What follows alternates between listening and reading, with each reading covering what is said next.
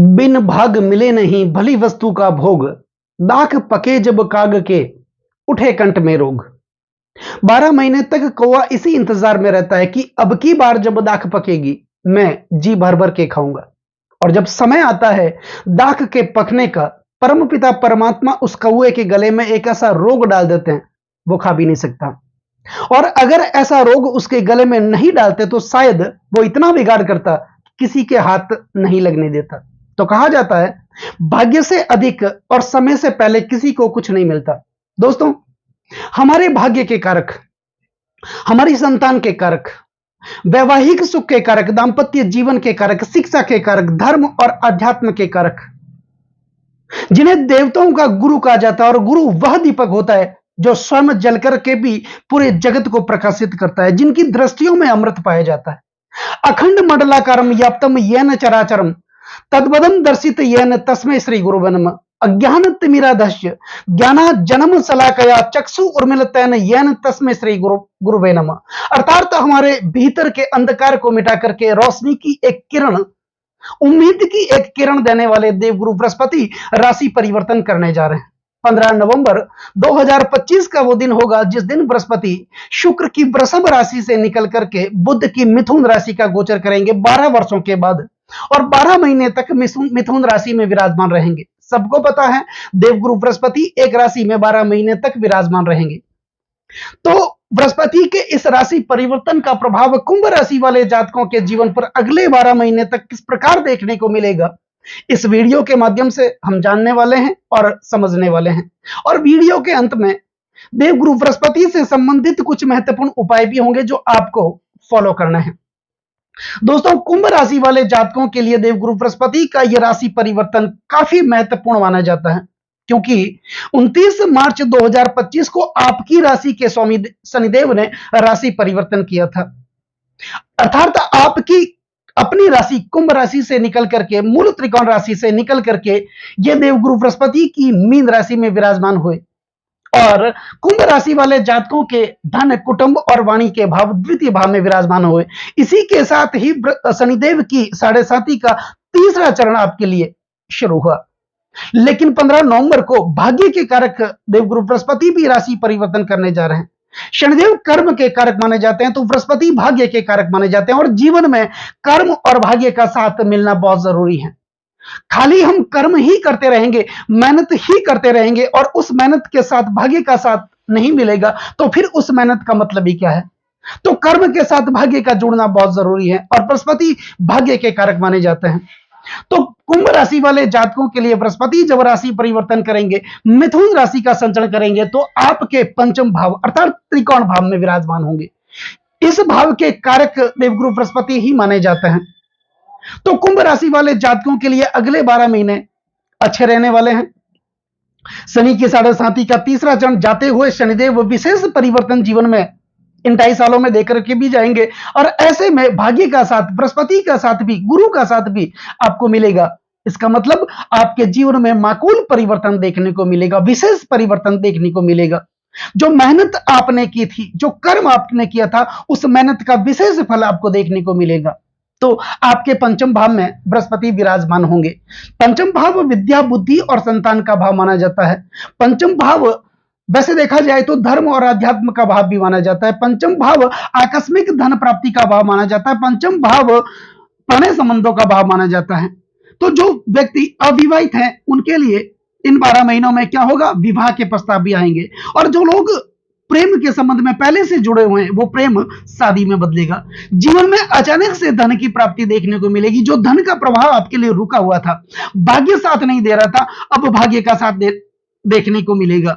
धन का प्रभाव बढ़ेगा और विशेष तौर पर इंक्रीमेंट आपका बढ़ने वाला, आपके कार्य क्षेत्र में प्रगति देखने को मिलेगी। दूसरी बात, आपके बच्चों के शिक्षा के लिए देवगुरु बृहस्पति का यह राशि परिवर्तन अत्यंत महत्वपूर्ण रहने वाला है, क्योंकि आपके बच्चों में एक अलग प्रकार का आत्मविश्वास देखने को मिलेगा। आप अपने बच्चों को यदि हायर एजुकेशन के लिए, उच्च शिक्षा के लिए अगर विदेश भेजना चाहते हैं तो इससे बढ़िया समय आपके लिए हो ही नहीं सकता। अचानक धन की प्राप्ति होगी। दूसरी बात, यही भाव शेयर मार्केट का भाव भी माना जाता है। तो जो लोग शेयर मार्केट से संबंधित कार्यों से जुड़े हैं उनके लिए भी देवगुरु बृहस्पति का यह राशि परिवर्तन अत्यंत महत्वपूर्ण होने वाला है।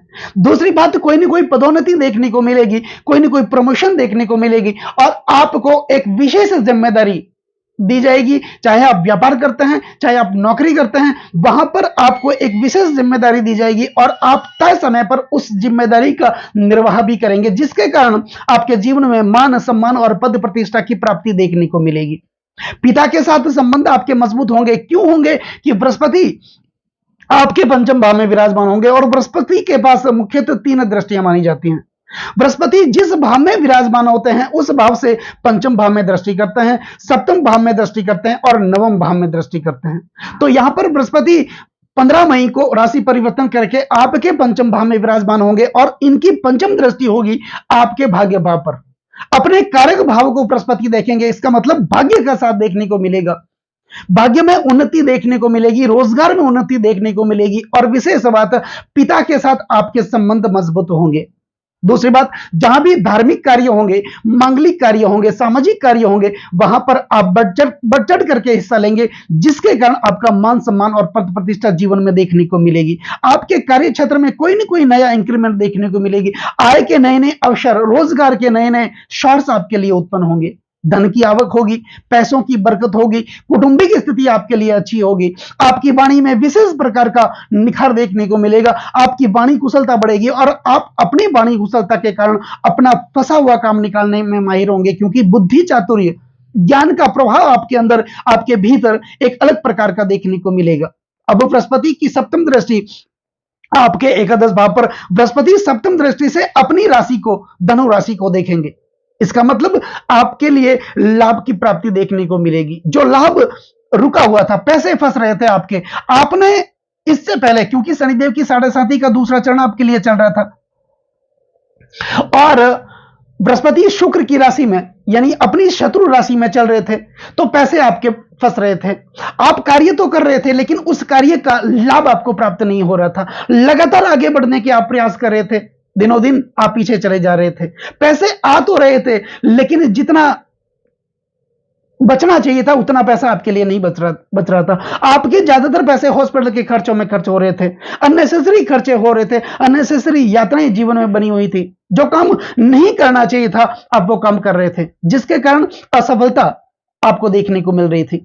अब बृहस्पति राशि परिवर्तन करेंगे पंचम भाव में, इसका मतलब त्रिकोण भाव में ये विराजमान होंगे और एक दृष्टि, पंचम दृष्टि इनकी त्रिकोण भाव पर, 2 त्रिकोण भाव को प्रभावित करेंगे। एक तो खुद विराजमान होंगे और दूसरे अपनी पंचम दृष्टि से भाग्य भाव यानी कि त्रिकोण भाव को देखेंगे। सप्तम दृष्टि से लाभ भाव को देखेंगे। लाभ भाव आपके सपनों का भाव माना जाता है, आपकी इच्छाओं का भाव माना जाता है और विशेषकर इन 12 महीनों में आपके सपने, आपकी इच्छाएं जो लगातार दबी हुई थी, वो सपने, वो इच्छाएं आपकी पूरी होगी। अब बृहस्पति की नवम दृष्टि, महत्वपूर्ण दृष्टि आपके लग्न भाव पर जा रही है। इसका मतलब आपके स्वास्थ्य में उन्नति देखने को मिलेगी। हॉस्पिटल के खर्चे बने हुए थे, स्वास्थ्य से संबंधित परेशानियां आपको परेशान कर रही थी, माता पिता के स्वास्थ्य को लेकर आप चिंतित थे, अपने बच्चे के स्वास्थ्य को लेकर आप चिंतित थे। इस प्रकार की समस्याओं का अंत करेंगे और आपकी कदकाठी, आपका रुतबा ये देखने को मिलेगा।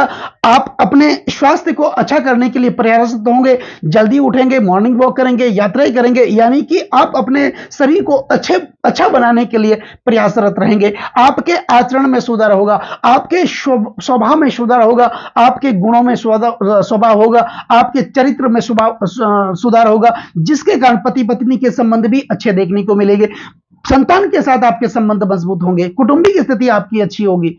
तो यहां पर बृहस्पति की तीनों दृष्टियां अच्छी जगह पर देखने को मिलेगी। बृहस्पति खुद 15 मई के बाद त्रिकोण भाव में विराजमान होंगे। तो कुंभ राशि वाले जातकों के लिए अगले 12 महीने अच्छे देखने को मिलेंगे, आपके जीवन में प्रगति देखने को मिलेगी। तो दोस्तों, अब बात करते हैं बृहस्पति से संबंधित कुछ महत्वपूर्ण उपायों की। तो करना क्या है, 15 नवंबर के बाद पीले रेशमी वस्त्र में हल्दी की 5 गांठें और चने की दाल मिला करके एक पोटली बना ले। गुरुवार के दिन सुबह के समय और पीले पुष्प अगर आपके पास हो तो इस पोटली में आप डाल दें। आपके ऊपर 11 बार घुमा करके बहते हुए जल में आप प्रवाहित करें। कोई भी शुभ कार्य के लिए, मांगलिक कार्य के लिए करने के लिए आप घर से निकलें, केशर का तिलक आप अपने मस्तक पर जरूर लगाएं। गुरु की सेवा करें, गुरु के सानिध्य में रहें, बुजुर्गों का सम्मान करें, तो यह आपके लिए काफी अच्छा रहने वाला है। मां लक्ष्मी की उपासना करें। विष्णु सहस्त्र का पाठ अगर आप हो सके तो अपने मुख से करें, और जहां भी विष्णु मंदिर हो वहां पर पीले पुष्प आप जरूर अर्जित करें। बूंदी के जो लड्डू होते हैं उनके प्रसाद का आप वितरण करें।